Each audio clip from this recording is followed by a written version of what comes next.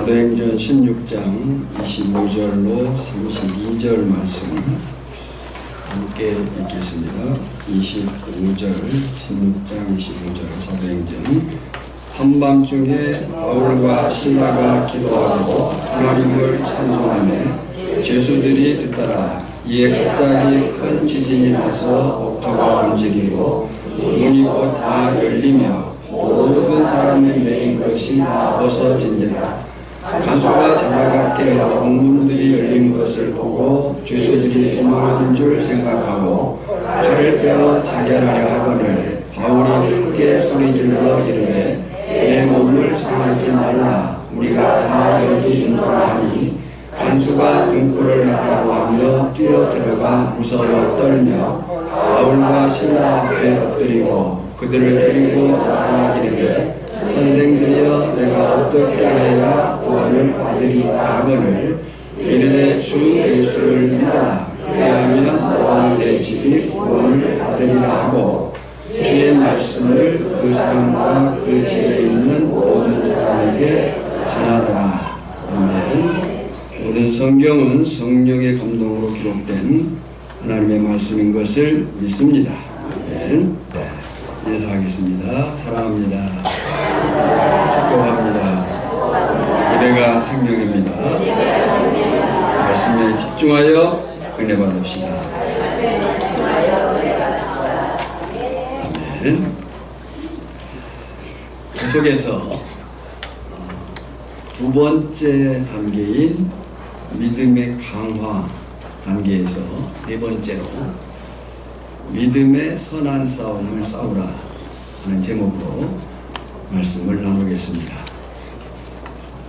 딘 셔만이라는 사람이 쓴 영적 전쟁이라는 책을 보면 모든 그리스도인은 영적 전쟁 가운데 있다 라고 말하면서 이렇게 도전적인 질문을 합니다.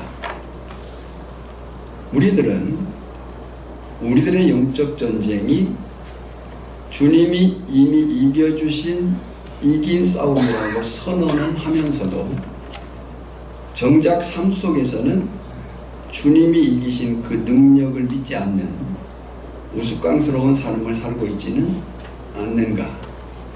라는 질문입니다. 무슨 얘기인가 하면 우리가 능력이신 예수님을 믿는다면, 아멘. 능력이신 예수님을 믿는다면 그 믿음대로 살아야 승리를 경험할 것인데, 문제는 믿는다고는 하지만 정작 삶 가운데서는 그 믿음의 능력으로 안 살지 않느냐 라고 하는 도전이에요. 분명 우리의 신앙 생활은 전쟁입니다. 신앙 생활은 전쟁. 영적 전쟁입니다. 이 전쟁은 어릴 적 병정놀이나 가상의 모의 전투가 아닙니다. 약속 대련이 아니에요. 그리고 우리가 누릴 믿음의 승리는 저절로 주어지는 것이 아닙니다. 실제 삶 가운데서 믿음의 선한 싸움을 싸운 후 얻게 되는 결과라는 거예요. 믿음의 승리는 저절로 주어지는 것이 아니다. 믿음의 선한 싸움을 싸운 후 얻게 되는 결과이다. 예수님이 이런 말씀을 하셔요. 마태복음 11장 12절에 보면 세례 요한의 때부터 지금까지 천국은 침노를 당하나니 침노하는 자는 빼앗느니라. 이 번역을 새 번역으로 보면 세례자 요한 때로부터 지금까지 하나님 나라는 힘을 떨치고 있다. 그리고 힘을 쓰는 자들이 그것을 차지한다. 이렇게 번역이 되어 있어요. 하나님 나라도 믿음의 선한 싸움을 통해서 확대되고 쟁취된다는 말씀이에요. 디모데전서 6장 12절을 보면 바울이 믿음의 아들이요 목회의 후계자인 디모데에게 이런 권면을 합니다. 우리가 아는 대로 바울 서신 가운데 디모데 전후서는 목회 서신, 바울의 마지막 편지들이에요. 마지막 유언 같은 얘기예요. 그 디모데 전서에서 바울이 디모데에게 얘기를 하는 거예요. 믿음의 선한 싸움을 싸우라. 싸우라는 거예요. 영생을 취하라. 그냥 되지 않는다. 이를 위하여 내가 부르심을 받았고 많은 증인 앞에서 선한 증언을 하였도다. 뿐만 아니라 디모데후서 4장 6절로 8절에서는 바울이 자신의 생애 최후 진술을 합니다. 여러분, 우리가 마지막 정말 내 생의 마지막 순간에 남긴 말이 뭐겠어요? 바울은 이런 얘기를 합니다. 전제와 같이. 예전 성경에는 관제라고 되어 있어요. 관제는 제사를 드린 후 피를 상징하는 포도주를 마지막 부음으로 전부를 드린 걸 얘기해요. 전제와 같이 내가 벌써 부어지고 나의 떠날 시각이 가까웠도다. 나는 선한 싸움을 싸우고 나의 달려갈 길을 마치고 믿음을 지켰으니 이제 후로는 나를 위하여 의의 면류관이 예비되었습니다. 주 곧 의로우신 재판장이 그날에 내게 주실 것입니다. 내게만 아니라 주의 나타나심을 사모하는 모든 자에게니라. 믿음의 선한 싸움을 싸우라. 취하라. 내가 이를 위해서 부름을 받았다. 내가 선한 싸움을 싸웠다. 내 믿음의 그 마지막 사실들을 지켰다. 라고 얘기를 하는 거예요. 오늘 본문의 내용은 이렇습니다. 우리가 25절부터 읽긴 했지만 사건의 진행은 16절부터고, 아니 그보다 앞서서 16장 1절부터를 보면 지금 2차 전도여행이 시작되고 1차 전도여행지인 당시 소아시아를 돌아본 후 선교사 일행들이 비두니아로 가고자 할 때 예수의 영 성령님이 허락하지를 않습니다. 그래서 드로아로 내려왔을 때 마케도냐 환상을 보게 됩니다. 16장 7절로 9절을 한번 읽어보겠습니다. 무시아 앞에 이르러 비두니아로 가고자 했을 때 예수의 영이 허락하지 아니하시는 자 무시아를 지나 드로아로 내려갔는데 밤에 환상이 바울에게 보이니 마케도냐 사람 하나가 서서 그에게 청하여 이르되 마케도냐로 건너와서 우리를 도우라. 그러니까 1차 전도여행 소아시아 지역을 돌아보고 위로하고 교회를 세우고자 했던 그 바울, 그리고 이제 비두니아로 해서 아시아 쪽으로 향하고 있던 그들의 계획이 성령님에 의해서 막힙니다. 마케도냐 환상을 보게 됩니다. 근데 그 다음이 중요해요. 16장 10절 11절을 보면 바울 일행은 지난주 우리가 말씀에서 나눈 대로 성령의 음성에 곧바로 순종합니다. 이게 중요합니다. 하나님의 말씀을 순종할 때 그 말씀이 능력이 된다. 너희가 우리의 말을 들을 때 사람의 말로 하지 않냐고 하나님의 말씀으로 받으니 그 말씀이 믿는 자 속에서 역사하느니라. 일을 일으킨다는 거예요. 그러니까 바울 일행이 성령의 음성에 곧바로 순종을 해요. 16장 10절 11절 읽겠습니다.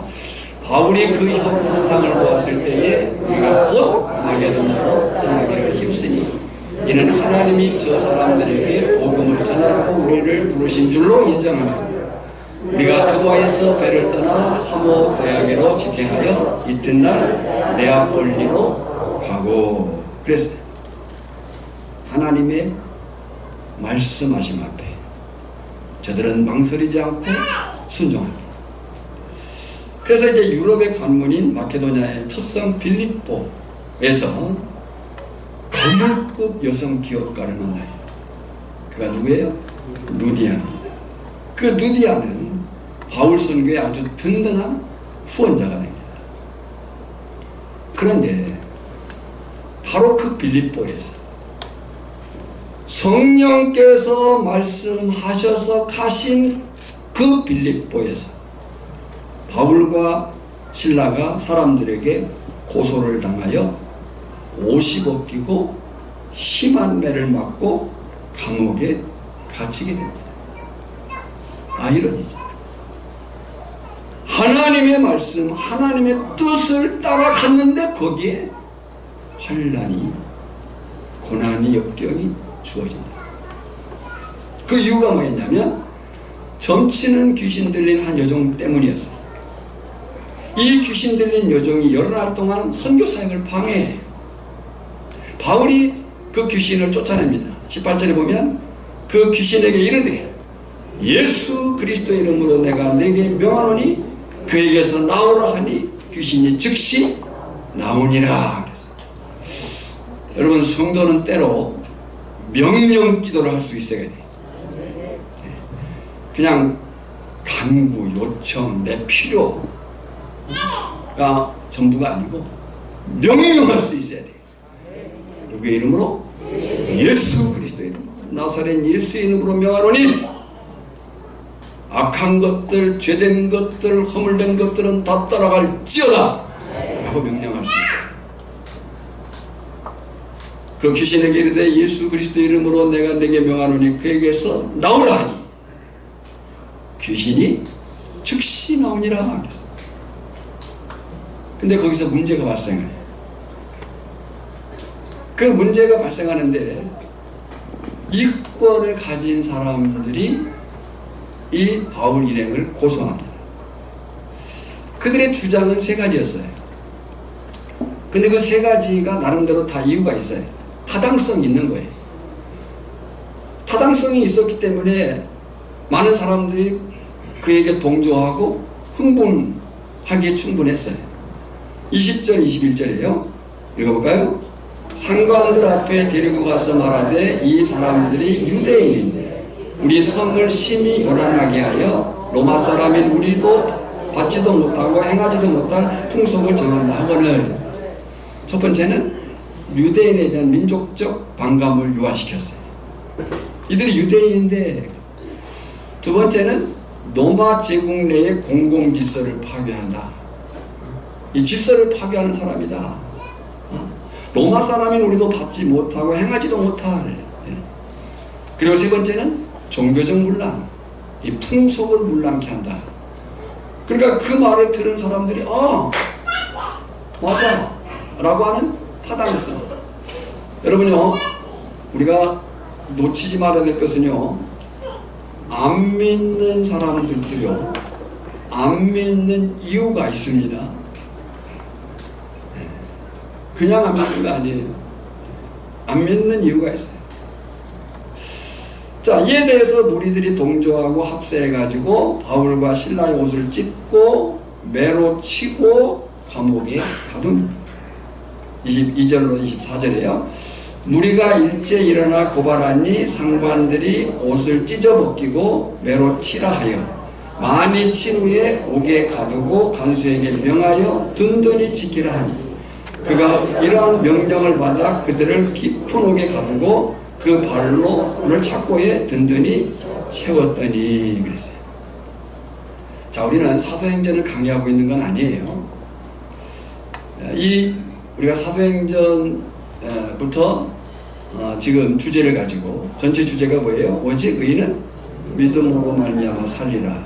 그 믿음으로 산다고 할 때 믿음이 어떻게 형성되는 것이고 그 믿음이 어떻게 강화되고 그리고 그 믿음이 어떻게 확장될 것인가 라고 하는 21주 설교를 지금 하는 가운데 두 번째 믿음의 강화 단계에서 네 번째 믿음의 선한 싸움을 싸우라는 주제를 보고 있는 거예요. 자, 이런 상황에서 지금 본문에 이런 진행이 있었어요.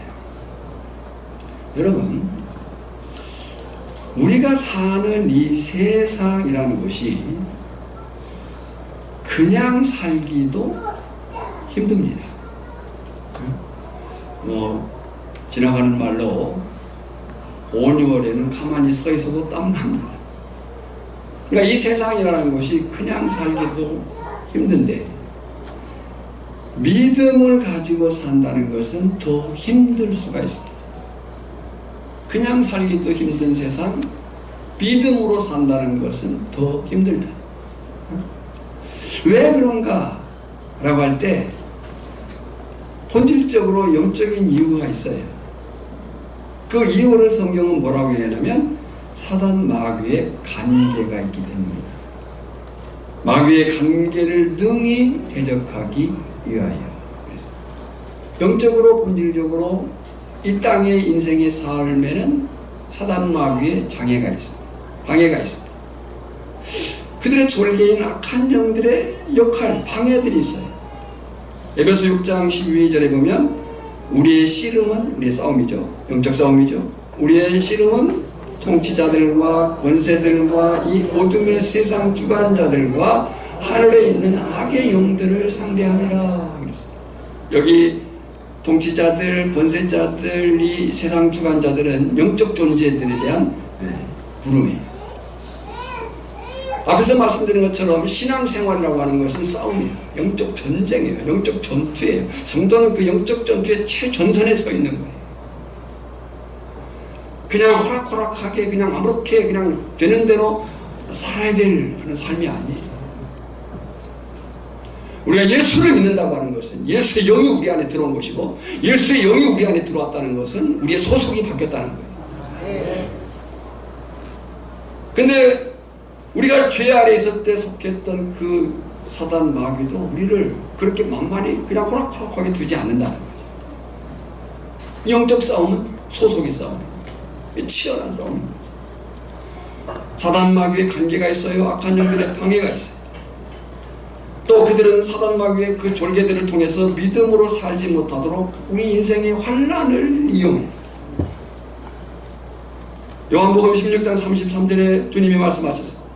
세상에서는 너희가 환난을 당하라. 세상에서는 너희가 환난을 당한다. 당할 수 있다. 우리가 착각하면 안 돼요. 믿음으로 산다고 할 때 아무 일도 없다. 아니에요. 믿음으로 사는 그 사람에게도 환난은 있을 수 있습니다. 죽음의 그늘 같은 고통을 가져다 주기도 해요. 우리가 믿음으로 살지만 하나님 내가 왜? 라고 하는 질문을 가질 때가 허다하잖아요.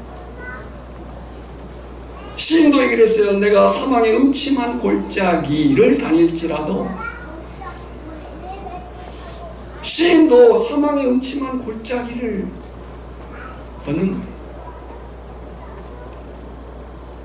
이것이 우리가 사는 세상이에요. 그냥 살기도 쉽지 않지만 믿음으로 산다는 것은 더 어렵다.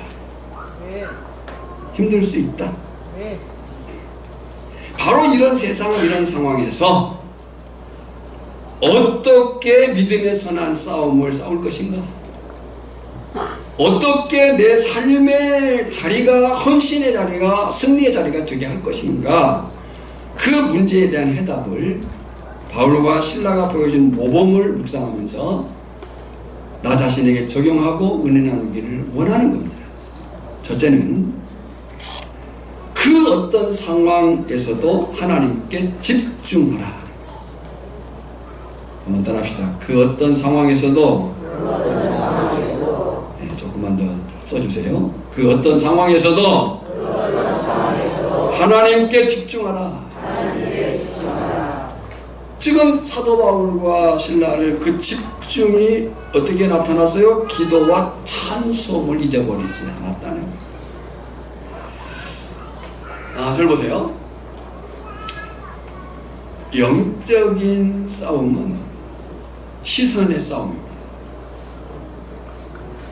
그래서 영적 싸움의 승리는 어디에 시선을 고정할 거냐 문제예요.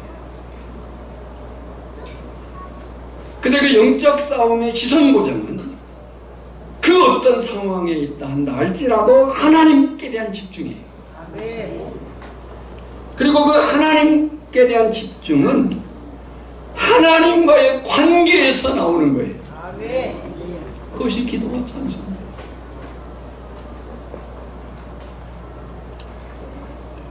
지금 25절에 한밤중에 그랬어요. 그들은 옷을 벗기움 당하고 매질을 당하고 지금 발에는 작고 족쇄가 채워져 있는 아마 매질을 당했으니까 상처가 있을 것이고 피가 흘려져 있을 것이고 쓰리고 아팠을 거예요. 근데 그 상황 속에서 한밤중에 바울과 실라가 뭐 했어요? 기도하고 하나님을 찬송하며. 근데 그 찬송이 그냥 속으로 웅얼거리는 게 아니에요. 누가 들었어요? 죄수들이 듣더라. 그래서 깊은 감옥, 매맞은 상처, 쓰리고 아픔, 손과 발은 착고 족쇄에 묶여있어요. 원망할 상황이에요. 찬송하고 기도할 상황이에요. 아마 우리 가운데 많은 그런 경험들을 가진 분들이 있겠지만 정말 그 절명의 고난이나 환난이나 질병에 놓이면요, 자, 속에서부터 나오는 의문이 있습니다. 하나님, 왜 내가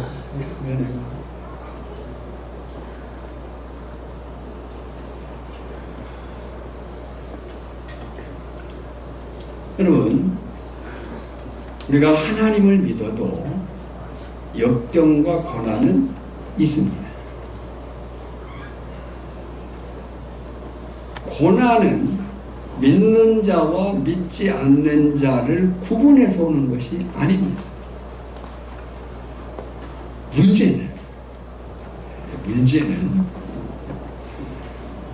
그 고난의 때에 어떤 삶의 태도를 갖느냐가 그 사람의 인생을 결정한다는 거예요. 고난은 믿는 자, 믿지 않는 자를 구분하지 않아요. 그러나 그 고난의 때에 어떤 삶의 태도를 갖느냐가 그 사람의 인생을 결정한다. 원망과 불평과 낙심의 자리에 놓인다는 것은 사단을 기쁘게 하는 것입니다. 어떤 상황이든지 그 상황 자체가 결론은 아니에요. 우리는 늘 만나는 상황들이 있어요. 근데 그 만나는 상황은 그냥 상황이에요. 결론이 아니에요. 중요한 것은 어떤 상황에서도 하나님께 집중하고 기도와 찬송을 잊어버리지 않는다면 하나님의 역사와 인생의 기적을 경험하게 될 줄 믿습니다. 26절이에요. 이에 갑자기 큰 지진이 나서 옥타가 움직이고 문이 곧 다 열리며 모든 사람이 매인 것이 다 벗어진지라. 할렐루야. 말씀드린 대로 저나 여러분에게 주어진 상황은 상황일 뿐이에요. 결론이 아니에요. 제가 늘 다짐하고 또 강조하는 것 중에 하나가 뭐냐면 인생은 어디에 사는 것이 중요한 게 아니라 어떻게 사느냐가 중요해요.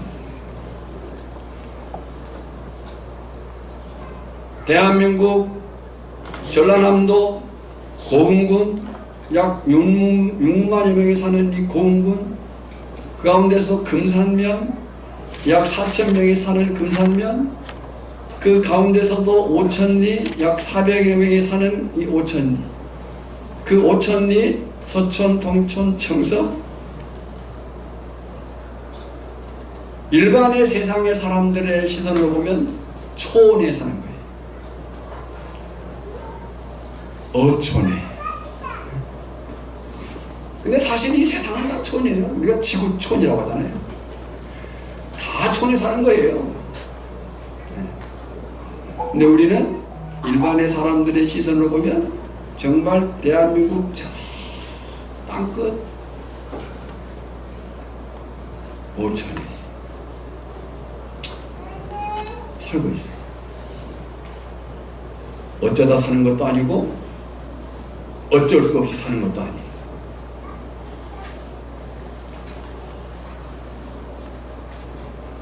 우리가 어쩌다 사는 게 아니에요. 어쩔 수 없이 사는 거 아니에요.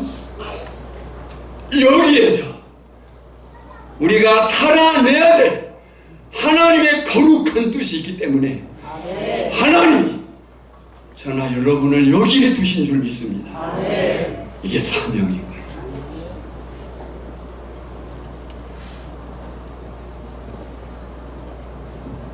그 사명을 붙잡을 때 내가 사는 이 현장이 내가 어떻게 살아내느냐라고 하는 그 삶이 하나님의 나라를 이루는 거룩한 역사가 될 줄 믿습니다. 그 상황은 상황일 뿐이지 결론은 믿음으로 살면 나쁜 상황도 좋은 결론을, 적은 사실도 많게 되는 역사를, 잘 안 되는 일도 잘 되는 역사를 믿음으로 살면 얻게 된다. 때문에 그 모든 상황, 그 어떤 상황이든지 간에 하나님께 집중하면 기적과 승리를 경험하게 될 줄 믿습니다. 우리 찬양 하나 할까요? 나의 소망이, 나의 영혼이, 그냥 반주 없이 하게요. 나의 영혼이 잠잠히 하나님만 바라며 나의 구원이 그에게서 나는도다. 나의 영혼아 잠잠히 하나님만 바라라. 나의 소망이 저에게서 나는도다. 오직 주만이 나의 방에서 나의 구원이시오. 오직 주만이 나의 사옵소. 내가 요동치 아니하리.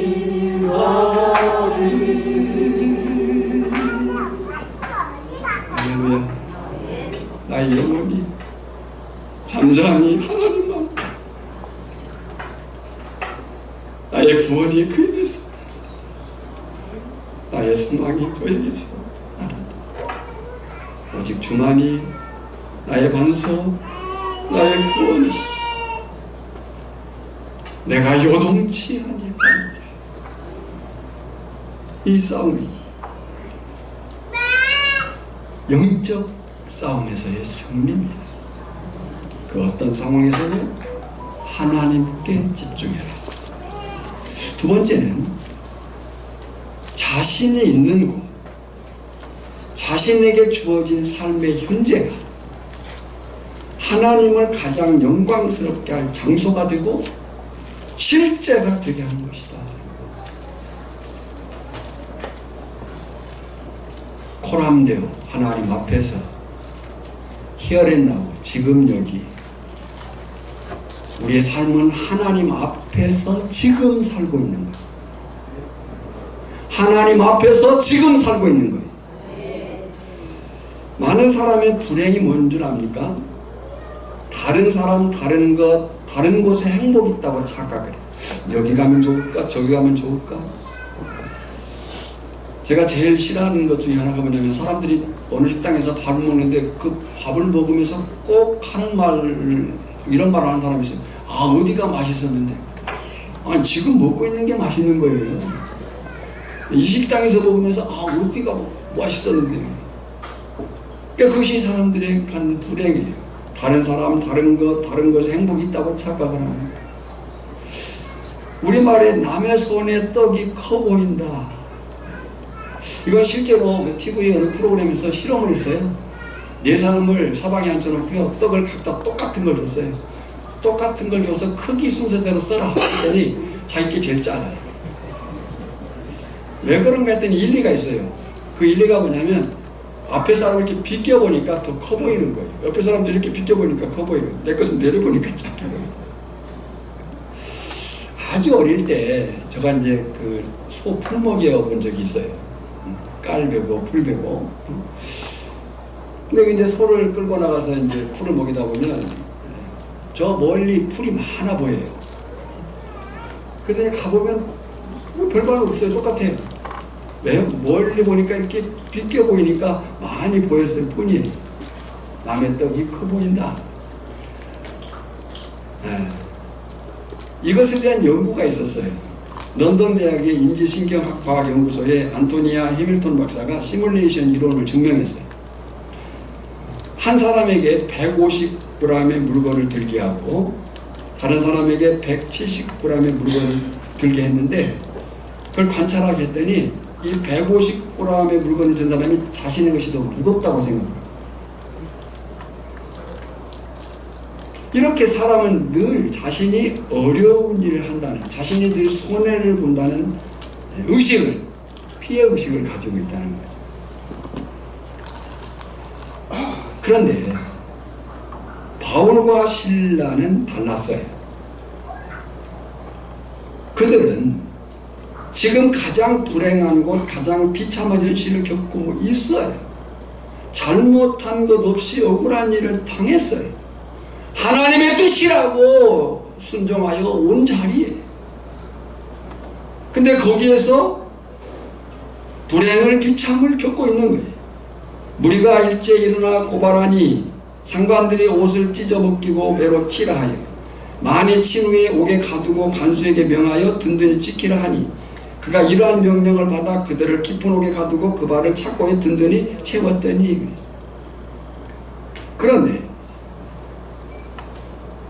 그런데요,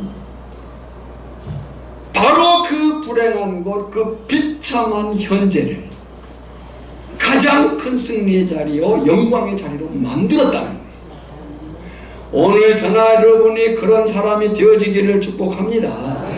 다시 말씀드려요. 어디에 사는 게 중요한 게 아니에요. 어떻게 사느냐가 중요한 거예요. 우리가 이 전 세계, 대한민국, 전라남도, 고흥군, 금산면, 오천리, 촌에 비록 살고 있지만 이곳이 하나님의 나라 백성으로 살아내는 거룩한 장소가 되기를 소망합니다. 바울과 실라가 기도한 것은 자신을 구해달라고 기도한 게 아니에요. 만약에 자신들을 구원해달라고, 구출해달라고 기도했더라면 옥문이 열렸을 때 탈옥했을 거예요. 하나님의 응답도 그들을 감옥에 꺼내는 것이 아니었어요. 그랬다면 굳이 지진을 일으켜가지고 사람들이 깨울 필요가 없어요. 그냥 조용히 꺼내면 되는 거예요. 바울도 그렇게 기도하지 않았고 하나님의 응답도 그래요. 감옥에 꺼내는 것이 응답이 아니에요. 때로 하나님, 내가 기도함에도 불구하고 나를 고난의 그 자리에 그대로 두실 때가 있습니다. 시편은 고난은 유익이라. 근데 우리가 빼먹으면 안 되는 것이 있어요. 이 말을 다른 사람에게 적용하면 안 돼요. 고난당하고 있는 사람에게 고난이 유익한 거야 이렇게 말하면 안 돼요. 시인이 뭐라고 얘기했냐면 고난은 내게 대한 유익이라고 했어요. 고난의 현장은 나에게 적용하는 거예요. 고난당하고 있는 사람에게 고난이 유익합니다. 고난당한 사람에게는 위로를 해야 돼요. 누구에게 적용해야 된다고요? 고난은 내게 대한 유익. 오늘 저나 여러분이 그런 사람들이 되기를 축복합니다. 보십시오. 27절입니다. 간수가 자다가 깨어 옥문들이 열린 것을 보고 죄수들이 도망간 줄 생각하고 칼을 빼어 자결하라 하거늘. 옥문이 열렸습니다. 간수는 당연히 죄수들이 도망간 줄 생각해요. 자결하라고 했어요. 왜요? 당시 로마법이 만약에 죄인들이 도망가면 그 사람이 대신 죽어야 돼요. 바로 그때 하나님을 믿는 믿음의 선한 싸움이 무엇인가를 바울과 실라가 보여내는 거예요. 여러분, 저나 여러분이 믿음을 가졌습니다. 할렐루야. 예수 그리스도가 우리의 주인이요 우리의 구주요 왕이심을 믿습니다. 근데 이 믿음은 보여내야 돼요. 살아내야 돼요. 28절에 바울이 크게 소리질러 그랬어요. 이르되 내 몸을 상하게 말라 우리가 다 여기 있노라 하니 그랬어요. 네. 상황이 완전히 바뀌었어요. 간수가 뛰어들어왔어요. 무서워 떨고 있어요. 바울과 실라 앞에 엎드렸어요. 질문합니다. 어찌하여야 구원을 받으리까? 혹시 이런 생각을 가질 수 있어요? 본래부터 간수는 괜찮은 사람이었을 것이다. 아니에요. 간수는 누구보다도 로마법을 잘하는 사람이에요. 아마 이 바울과 실라가 감옥에 갇히는 것이 합당하다고 생각했고 그래서 위협적으로 말했을 것이고 어쩌면 비틀거리는 이 바울과 실라를 몇 번쯤 걷어찰 수도 있어요. 그리고 23절에 보면 옥에 가두고 든든히 지키라고 했는데 24절에 보면 그들을 깊은 옥에 가두고 그 발을 착고에 든든히 채웠더니 그랬어요. 그러니까 그 상관의 명령보다 더 심하게 이들을 다루고 있는 거예요. 그런 그가 질문하는 겁니다. 30절에 이르되 선생님들이여 내가 어떻게 하여야 구원을 받으리까? 여러분 새겨 들으십시오. 우리가 진짜 믿음으로 사는 선한 모습을 보이며 저나 여러분의 삶에 표정에 말에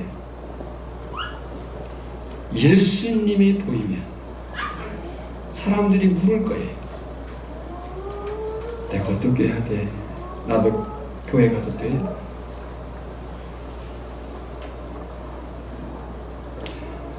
어쩌면 우리가 사는 이 시대의 전도는 삶으로 하는 겁니다. 역사 속에서 전도의 방식들이 많이 있었어요. 근데 지금 21세기 현대인들에게는 우리가 큰 소리 친다고 그들이 놀라질 않아요. 우리의 삶이 과연 하나님의 하나님 되심을 나타내고 있는가를 고민해야 돼요. 내 주변 사람들이 구원을 질문하게 해야 돼요. 어떻게 해야 구원을 얻습니까? 간수가 물은 거예요. 그때 바울은 가장 비참한 자리에서 가장 큰 영광을 선포합니다. 이르되 주 예수를 믿으라.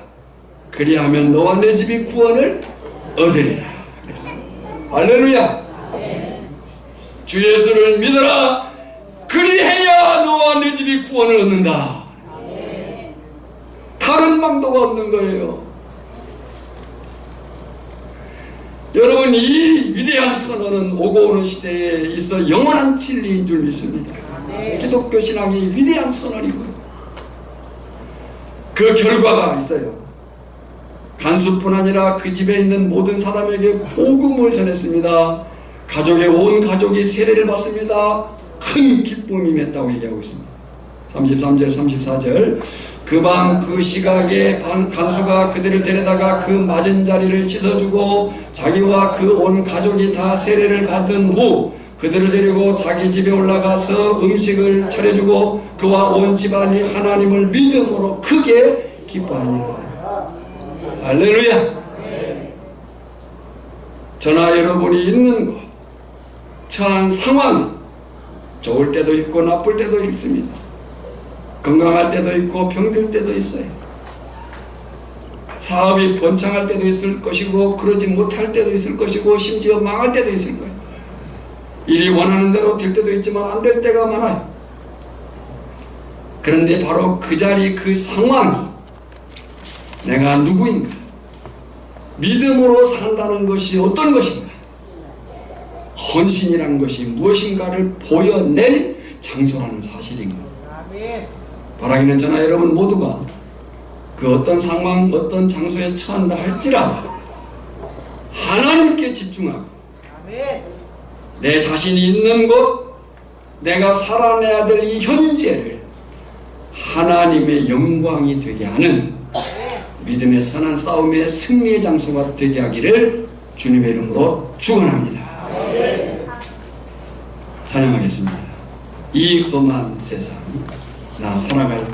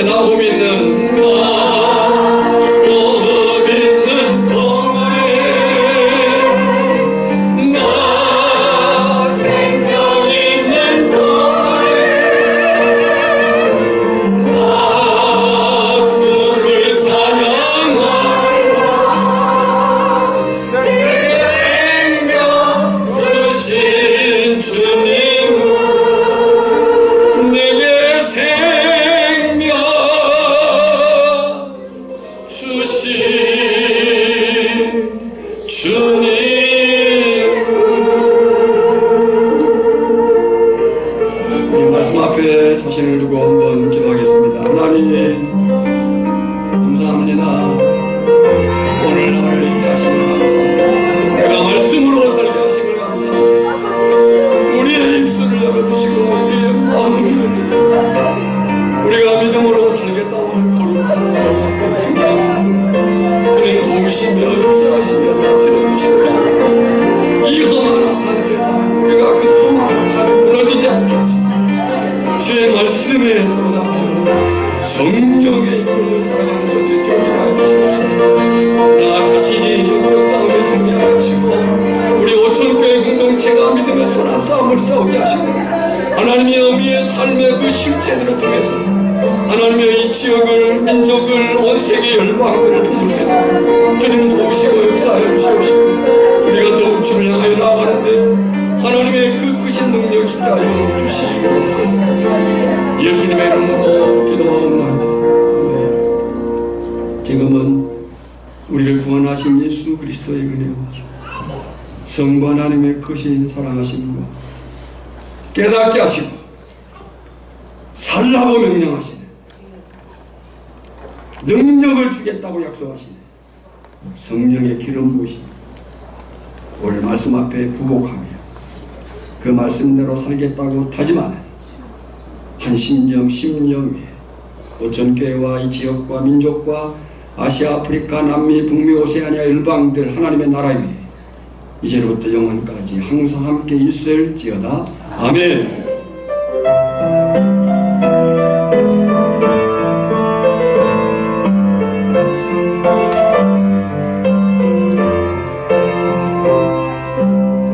오천에서